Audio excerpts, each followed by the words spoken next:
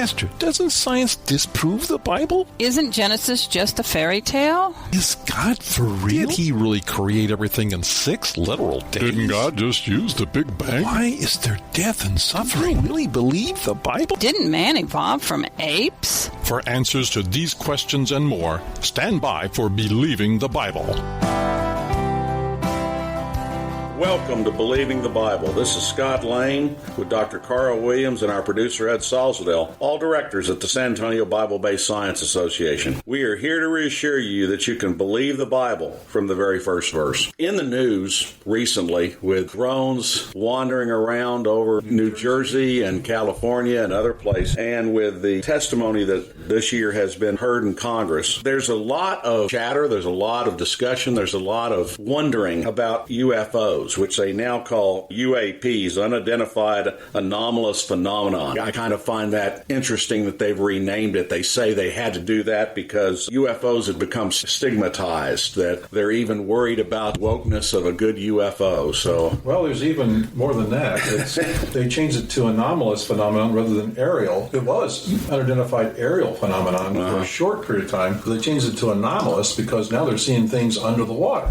I didn't know that. Yeah, that's why that last designation change was made. I want to make a comment right there on that. I've been watching a few things on YouTube, and they've been looking at that stuff that goes underwater for at least 10 years. And there have been people with actual recordings of it. Right. Now, legislators, again, had hearings before Congress in this past year. Some are pushing for laws to boost UAP or UFO transparency. They don't believe that either the military nor the CIA and FBI are showing everything they have. But one thing that did come out in those hearings is that the military does have a trove of UAP imagery, not all of which the public has seen. Now, Ed, Carl, there was a report on this. What was in that? Well, basically, that was the congressman berating the military, the DOD, and other agencies for not being as forthcoming as they should be. The DOD has released more and more imagery, and some they're reluctant to release because it would divulge basically their secret methods of imaging. I mean, we got to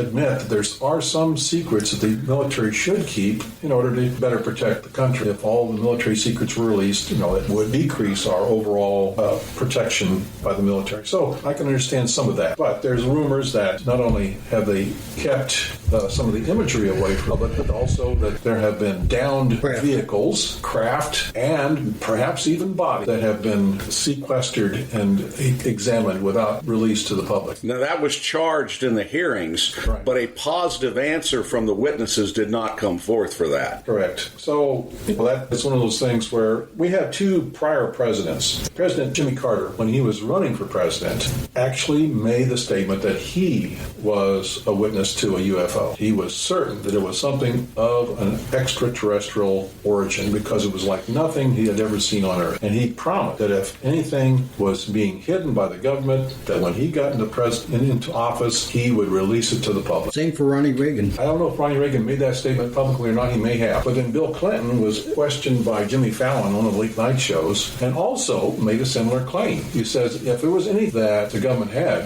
regarding UFOs, you can be sure I would have made it public. I don't think they wanted him to know anything. Well, that's another story. But we have 2, maybe 3 presidents making formal declarations. Of course, Reagan made a declaration to the United Nations that we need to be ready in case there are aliens that come to the Earth. We have to be ready for that eventuality. So we have 3 presidents who talked about terrestrials, they talked extraterrestrials, and promised that they would release whatever information that was available should they become president. And so far that has been forthcoming. So not available yet. So what is it? I mean, what are these alien encounters? I mean, we have the alien intrusion move made by Creation Ministries International. Their CEO at that time was Gary Bates, and he's the author of the book and the executive director of the movie. And his conclusions, after decades of research plus collaboration with other, what he calls ufologists, UFOologists, that was before it was changed to UAP. Yeah. I don't know how they're going to call it now. But anyway, the other agencies that have been examining UFOs for decades now have all, even the secular ones, in fact, especially the secular ones, have essentially gravitated gravitated to another type of explanation for these encounters. We have millions upon millions of people in the United States alone who have had abduction type of experiences that have been revealed. And Gary Bates says these are real experiences that the persons have had. But who are they having these experiences with? And that's the million-dollar question. It's the cogent question that we'll get to on the other side of the break. You are listening to Believing the Bible. This is Scott Lane with Dr. Carl Williams and Ed Salzadell. If you would like to learn more, go to sabsa.org. That is SABBSA.org. Today we're talking about UFOs and is there life out there? An interesting point that was made by Luis Elizondo, a former military intelligence officer at the hearings this past year, is he said, we are not alone in the cosmos. Now, of course, the implication that's made by that is that there is some type of mortal, intelligent civilization that's visiting us, etc. What I think we're going to get to is a very different conclusion that Carl has been alluding to and that we're going to get to. I will tell you this. There are certain things about this that make it difficult to figure this whole thing out. One is that, yes, the military is probably guarding their imagery secrets. Then there's conspiracy theorists who dream up everything under the sun to go with this. But one thing is certain with what we are seeing from these things. They exhibit non-ballistic motion. They operate as if they don't have to function within the laws of physics. They make impossible turns that violate the laws of inertia, such that if there was anything living within these things, they would be splashed against the side dead. So, are we dealing with mortal beings, advanced civilization, or is it something else? Carl, what do you have for that? Well, to look at this from Gary Bates' perspective, he and his other researchers have interviewed people over the decades, and then Gary has also researched this kind of experience, otherworldly experiences that humans have had over the centuries, even thousands of years ago. People were seeing things in the sky that were strange, unusual, unexplainable by natural phenomena. And those viewings, the descriptions of which change over the years in relation to what the human experience is at the time. And that's very important to remember because we've had demons described in the Bible, and the demons can take on various shapes and sizes and do different things to different human beings. And there's also been these fairy tales of fairies, leprechauns, other grotesque and sometimes funny-looking creatures throughout the years that oftentimes attack or mistreat human beings. And then more recently, we've had things like the aerial ships in the 1800s that looked like cigars floating in the sky. And then it became, in the World War II, things called Foo Fighters, which were little balls of light that would dash around various airplanes. And then it became flying saucers when some pilot saw things that he said he described as looked like discs being skipped across the sky, and then it became flying saucers. And so from there, the imagery becomes more futuristic, if you will, and more in line with what we see in our science fiction stories and movies and so forth. And the description of what the various abductees describe changes as well. The aliens initially said they were from Mars and Venus and places like that. But then as we have scientifically advanced enough to see that neither Mars nor Venus has intelligent life on it, lo and behold, these abductees now are told that the people have come from further out in the universe, sometimes other galaxies.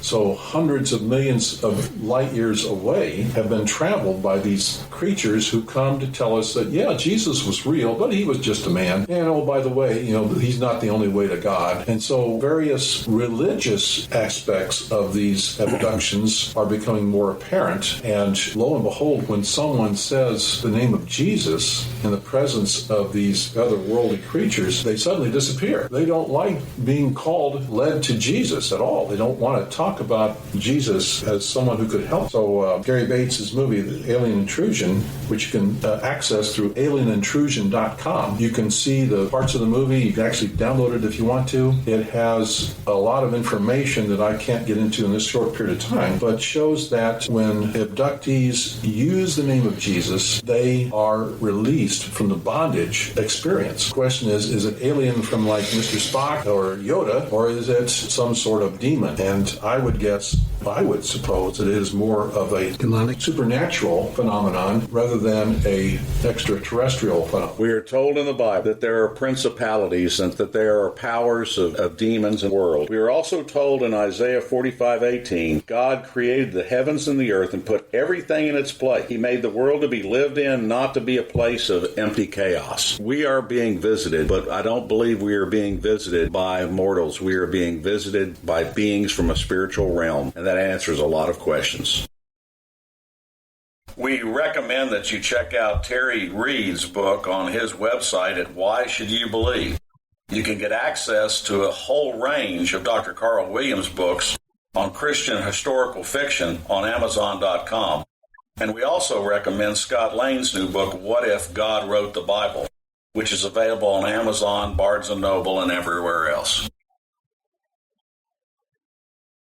Believing the Bible now has a new way you can support our ministry and get some great gifts. For a donation of $10 or more, we will email you a copy of Repetition in the Bible by Jack Cassione, which shows the Bible to be a self-proving document and shows God's protection of His Word over the ages. For a donation of $25 or more, we will also mail you a copy of Scott Lane's book, What If God Wrote the Bible, showing 6 things we should find in the world and in the Bible if God is the author of the Bible. To get these great gifts, send your check or money order to SABSA at 7620 Avery, Live Oak, Texas 78233. That's SABBSA at 7620 Avery Road, Live Oak, Texas 78233. This information for ordering is also on our contact page at sabsa.org.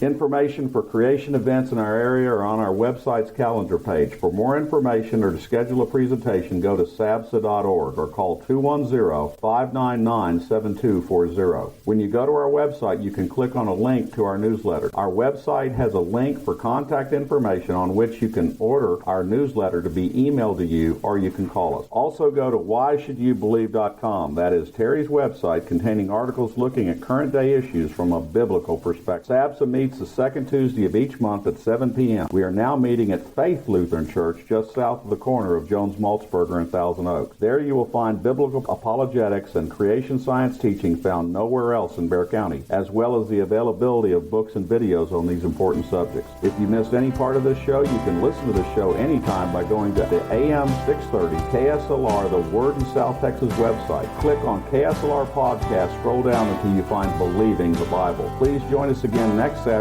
for Believing the Bible. I'm Scott Lane, and for Terry Reed, Dr. Carl Williams, and Ed Salzville, thanks for listening, and we hope you found today a reason to believe the Bible.